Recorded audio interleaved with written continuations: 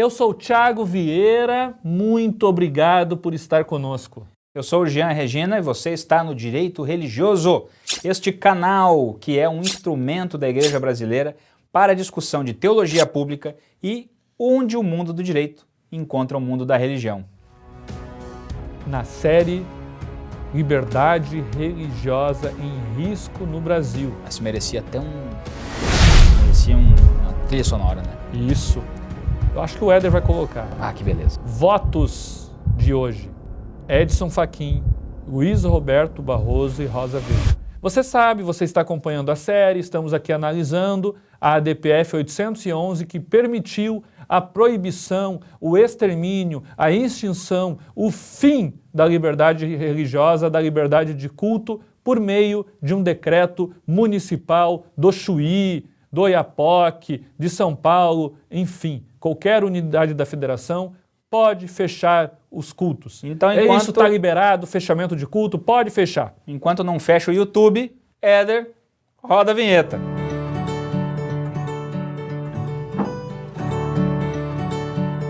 Bom, vamos lá, falando aqui de fechamento de cultos, 3 ministros que disseram que os prefeitos, os governadores podem fechar os cultos por decreto: Edson Fachin, Luiz Roberto Barroso e a ministra Rosa Weber. Esse é o bloco iluminista dos votos, né? Exatamente, é o bloco iluminista aqui, especialmente Edson Fachin e Luiz Roberto Barroso, né?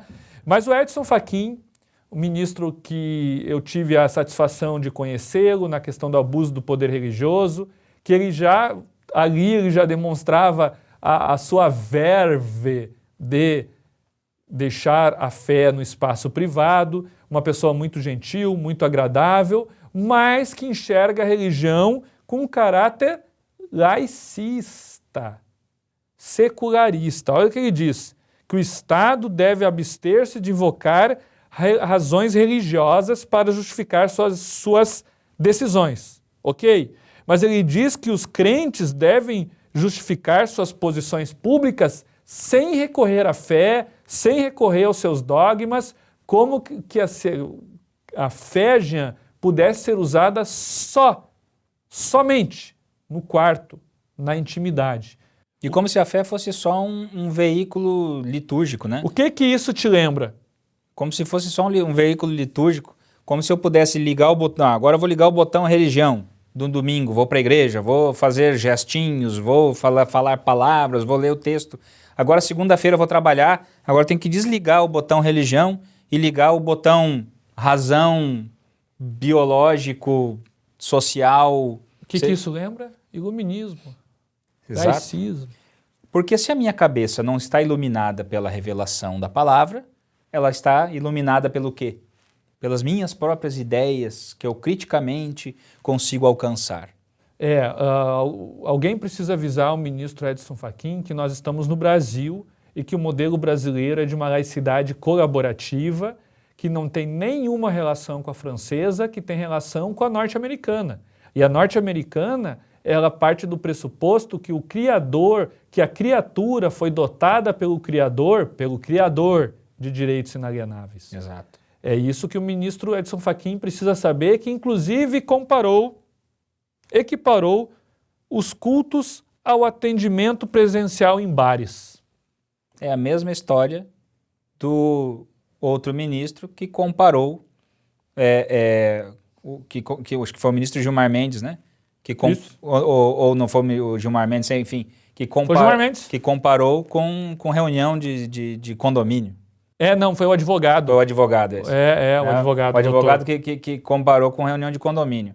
Direitos fundamentais em colisão, mas não adianta, são núcleos diferentes. Diferentes. São núcleos diferentes. E ele também disse, Jean, e aí eu não sei se o ministro Edson Fachin, de repente, ele também tem alguma ascensão na igreja, porque ele disse o seguinte, com todo respeito, ele disse assim, que as medidas não impedem os cultos virtuais. que os crentes podem se reunir por fibra ótica. Na igreja dele, talvez, né? Não sei qual é a igreja internética da salvação. Pois é. Como é que ele pode dizer como o culto pode funcionar? Se ele for uma autoridade religiosa, para a comunidade religiosa dele, ele pode falar uma coisa dessa. Mas como autoridade pública de um Estado laico, colaborativo, que respeita o fenômeno religioso na sua essência, ele não poderia fazer isso. E ele disse também que não se deve promover as pessoas a... Ele disse o seguinte, que as igrejas estão promovendo o não ficar em casa. Ou melhor, não estão promovendo o fique em casa. E assim... Como assim? Nós podemos... Certamente vocês podem... Algum de vocês pode dizer, mas espera aí, gente, nós estamos diante dos chamados hard cases, né? Das decisões difíceis e as decisões terríveis que acontecem muitas vezes em casos muito difíceis. Mas nós estamos lidando com o núcleo da liberdade individual num ambiente absolutamente incerto para poder dizer que a igreja, que a fé religiosa, que é um dos elementos mais importantes, inclusive, para manter a sanidade mental coletiva durante a pandemia, seja um vetor, um covidário, né, da maneira como muitos falam.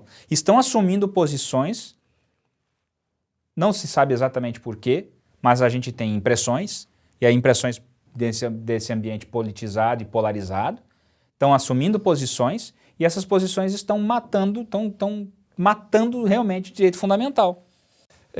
Esse foi o voto do Fachin. Agora vamos para o voto do ministro... Illuminati. Iluminado, e eu vou dizer assim, iluminado, farol porque ele é um ministro, aqui com todo carinho possível, o ministro Luiz Roberto Barroso, mas é que ele usa essas expressões. Sim. Ele fala do iluminismo, ele já falou... Ele é fã do iluminismo. Ele já falou que o STF... tem o papel de iluminar a sociedade. Sim. Então, brincadeiras à parte, essas são as expressões que o próprio ministro Luiz Roberto Barroso usa. Ele falou muito sobre a existência do consenso científico sobre o contágio da pandemia, disse que o lockdown ele é um fato científico, não é religioso, afirmou que o espírito não existe onde não haja corpo. O espírito não existe onde haja corpo. Que coisa, não? E ele disse que as questões da fé não podem se sobrepor à ciência. Pois é, aí ele já está invadindo a ordem espiritual, né? Aí já misturou... Está fazendo teologia, né? Exato. Ou gnose. Tá fazendo, ia falar isso, está fazendo uma gnoseologia. Gnosologia. Né? Tá misturando teologia com gnose. O que também é legítimo. É legítimo. Do ponto de vista da liberdade religiosa. Você quer entender o fenômeno metafísico, vai tentar racionalizar ele. Mas agora o julgador usar esse elemento, que complicado, né? É famoso acuse-os do que você é, ou diga o que você faz. Ou seja, se fala muito do religioso como invadindo a esfera da ciência, mas está usando a ciência para invadir a esfera da fé. Bom, então ele defendeu o iluminismo, disse que o iluminismo é marcante ali no século XVIII, Voltaire, Jean-Jacques Rousseau, que dizem que são materialistas, que dizem que a fé tem que ficar no espaço privado, a fé tem que ir para o subúrbio. Até que ela desapareça. Até que ela desapareça para entronizar a deusa razão. Isso. Né? Inclusive a Revolução Francesa traz a Igreja Constitucional da Razão. Exato. E mata um monte de padre. Essa liberdade que o ministro Luiz Roberto Barroso traz para o julgado, uma liberdade que decepou cabeças, que transformou as ruas de Paris em sangue, que acabou... E que lá na França não durou 30 anos até que... Cair nas mãos do Napoleão Bonaparte. Que foi coroado em Notre-Dame por um bispo católico. Pois é, a população vibrou em devolver a glória para um ditador, porque não aguentava mais a liberdade dos jacobinos. Exatamente. É interessante, a liberdade dos jacobinos é aquela trazida no voto pelo ministro Luiz Roberto Barroso, porque ele inclusive fala que a ciência e a fé desloca a religião para o espaço da vida privada. Essa simbologia ela é tão forte. Aonde isso? Não, e essa simbologia é tão forte que até esses dias agora o presidente francês estava lá depositando flores lá no túmulo de Napoleão. Pois é. Mas assim, Jean, eu não consigo entender como o ministro do STF fala que laicidade relega a religião para o espaço da vida privada no Brasil, com a Constituição que nós temos. Isso, infelizmente, soa a uma coisa triste que o Brasil desde a proclamação da República, palco de experimento social.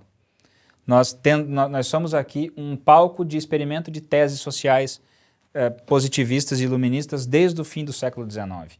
E essa é mais um exemplo disso. Nós sabemos disso, que o neoconstitucionalismo, que é essa vertente de que o julgador constitucional, ele não é um reprodutor do direito, mas ele é um produtor do direito, que ele faz parte da produção da justiça social, é uma visão muito particularmente defendida pelo ministro Barroso. Complicado. Né? Então ele está fazendo isso aqui com esse tema também. Mas assim, lendo a Constituição, de fio a pavio, demonstra claramente que a nossa laicidade não é a francesa. Né? Mas ele também fala que a liberdade de culto é uma dimensão da liberdade religiosa, e ele está certo nisso, mas aí ele diz que a liberdade de culto pode ser totalmente restringida. Ou seja, ele demonstra que o culto não é essencial, né, para a liberdade religiosa. Inclusive ele diz que, imagine se um pastor parar no meio da Avenida Getúlio Vargas, no Rio de Janeiro, e começa a fazer um culto no meio da avenida. Isso pode? Pode, Jean? No meio da avenida, não vai na calçada? Não, na avenida, no meio da avenida. Não, aí não pode, né? Pois é, mas e aí diz... Então, aí, ele faz o seguinte... construção. Mas aí é um sofisma. Pois é, claro que não pode fazer um culto no meio retórico. Da rua. É um argumento retórico, ministro.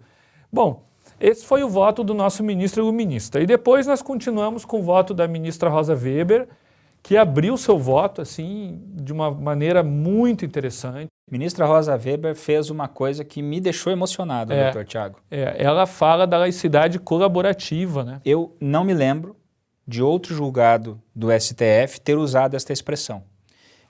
Pela primeira vez, um ministro do Supremo, no caso a ministra, usou a expressão Estado laico colaborativo como conceituando o modelo brasileiro de laicidade. E aqui... Ministra deu spoiler do nosso livro. Deu spoiler. E aqui ela fugiu um pouco do bloco iluminista, porque ela falou da importância do avanço da fé constitucionalmente e tal, mas ela disse que não era isso que estava em discussão, mas sim a vida. E como a vida estava em discussão, tchau, liberdade religiosa. Foi não a técnica, mas foi a equação que eles encontraram para conseguir não enfrentar o tema da liberdade religiosa. Para não fazer a ponderação. Exatamente, não tem que fazer ponderação. Porque se fizesse a ponderação ia ficar muito feio. Mas ela fala do artigo 18 do pacto, ela fala do artigo 12 do Pacto de São José da Costa Rica, que são artigos que remetem à ponderação. Exatamente. Mas ela não faz, né? Exatamente. Esse foi o trio. Terminamos assim, mais 3 votos, gente. É isso aí, gente. Nós estamos aí analisando todos. Olhem os vídeos da série, comentem, compartilhem. Compartilha com um professor de direito, compartilha com seus amigos na igreja. Se você é pastor, com seus membros na igreja que fazem direito. Pessoal, isso é matéria para todos nós, cidadãos brasileiros, entendermos, porque afinal de contas é Constituição da República. Curta, compartilhe, aquele sininho lá, faz alguma coisa com o sininho que eu não sei. Meus amados. Thank you very much. Muito bem, merci, até a próxima.